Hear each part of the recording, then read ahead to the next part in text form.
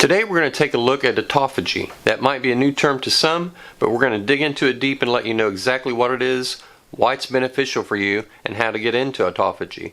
We'll also take another look at ketones and also at Glucose Ketone Index. Hi, I'm Steve, and you're watching Keto Steveo.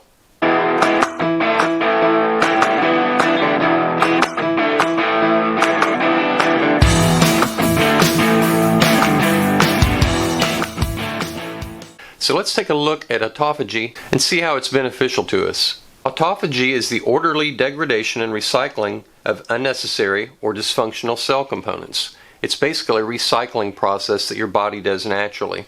It's active in all cells, but you can increase it by fasting for 24 hours or more.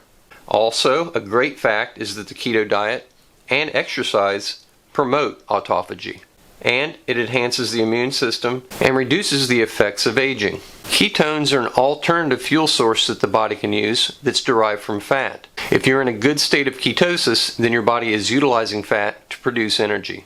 The Glucose Ketone Index is a ratio of your blood glucose divided by your ketone level. The GKI is a much better measure of whether you're in ketosis or not, and we'll take a closer look at all three of these. So this chart shows my glucose level over the past 8 weeks, and additionally my ketone level. I check my glucose and my ketones at the same time every morning, once a day. My glucose I check multiple times, but my ketones I only check in the morning. But I use that blood glucose level in the morning along with my ketone level to calculate my Glucose Ketone Index. So on this chart, the top red line is my glucose level, the blue line is my ketone level, and the green line is the GKI index, calculated from the glucose divided by the ketones. We'll look at why your glucose and ketone levels are very important together, and that's why most companies that sell ketone meters also sell the blood testing kit, so you can test your glucose and your ketones. So we'll just take a look at my ketone levels over the past 8 weeks, and the chart shows that anything above 0.5, you're in ketosis. So a level of 0.5 up to typically 4 or 5 or 6, you're in ketosis. I want to show this chart so that you understand why the GKI is a much better measure, and we'll look at that in a couple of seconds. So my ketones started out around 1.5 and has climbed up as high as 5.5, close to 6. So I'm well within ketosis levels. Since I've been on keto, I have not gone out of ketosis.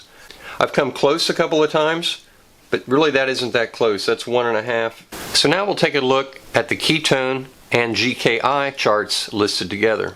If you're measuring both your blood glucose and your ketone level, you can generate the GKI. This chart just shows the ketone level over the last 8 weeks and then my calculated GKI level over the last 8 weeks. If you're utilizing your GKI to see if you're in ketosis, the scale is flipped upside down. Now, with GKI, the lower you are on the scale, the higher the state of ketosis, because you're dividing your blood sugar by your ketone level, so it inverses the two numbers. So now a low number with GKI, you're in ketosis. So from 0 to 1 is the highest level of ketosis if you're utilizing GKI to see if you're in ketosis. Hospitals typically want to induce a high state of ketosis, and they'll do that by reducing the amount of carbohydrates significantly for the patient, many times all the way down to 0 carbohydrates for several days or weeks at a time. They're trying to get the ketone level up and the GKI level down into this 0 to 1 range. As your blood sugar goes up, your ketone level goes down, and vice versa. Your ketones and your glucose level are inverse. As one goes up, the other goes down. So again, using GKI to see if you're in ketosis, less than 1 is the highest level. From 1 to 3 is a high level of ketosis, and that's where I've been primarily, with the exception of a couple of spikes recently because my blood glucose was up. 3 to 6 is a medium level of ketosis. 6 to 9 is a low level, which I don't even have on this chart. And greater than 9, you're not in ketosis. So again, utilizing GKI to see if you're in ketosis is the exact opposite of a ketone scale. If you're looking at ketones, low, you're not in ketosis. high you are in ketosis. So remember that. But again, GKI is a much better measure of whether you're in ketosis. So we talked about autophagy at the opening. Let's take a look at autophagy and how your ketone and GKI index numbers are critical if you're looking to get into autophagy. Autophagy is achieved by being on a fast for at least 24 hours. The longer you're on a fast, the higher your level of autophagy. So to measure autophagy, you can utilize ketones and the Glucose Ketone Index and look at the relationship between these two numbers. So this green zone represents optimal autophagy looking at ketones and GKI. If you're in the green zone, then that's your highest level of autophagy. If your ketones and your GKI are the same level, so let's say my GKI is 3 and my ketone level is 3, those numbers are the same, and that happens at a few points here. So on the far side, they're both at 2, where the two lines cross. Again here, they're about 2.75. Again here, about 3, 2.5, and 2.6. So that's like optimal. At those points, for this period of time, I was in optimal autophagy. Here I was not, because both are outside of the zone. I want that ratio to be 1:1. If my GKI is 6, I want my ketones to be 6. If my GKI is 5 and my ketones are 6, that's pretty close, but not optimal.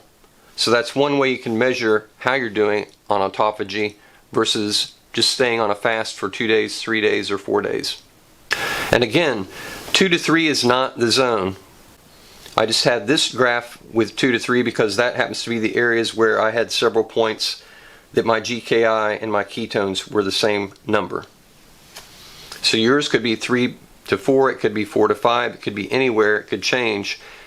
But as long as those numbers are the same number, you're in a high state of autophagy. So today we took a look at autophagy, what it is, and how to get into an optimal state of autophagy. We also took a look at ketones and GKI and saw the importance of those. We also looked at ketones and Glucose Ketone Index and saw the relationship between those two numbers, how you can utilize GKI to see if you're in an optimal state of ketosis, and that it's a better measure than ketone level. We also reviewed how autophagy can be measured by utilizing your ketones and your Glucose Ketone Index. The closer those two numbers are together, the higher your state of autophagy. So I hope you enjoyed today's episode, and if you're on the keto diet, I wish you much success. Please subscribe if you're enjoying my channel and my episodes. Thanks so much for joining me again. Take care, and we'll see you next time.